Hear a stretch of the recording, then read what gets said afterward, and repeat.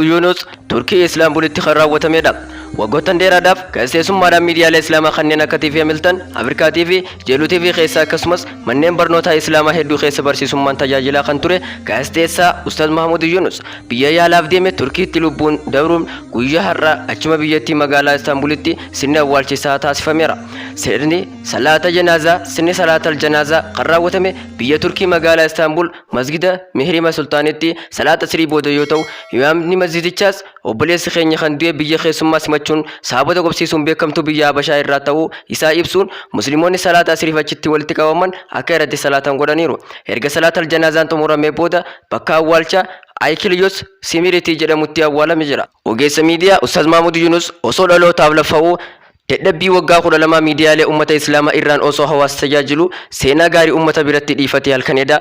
Turkiyaa magaalaa Istaanbulitti jiru addunyaa irraa godaanuun achumatti awwaalame.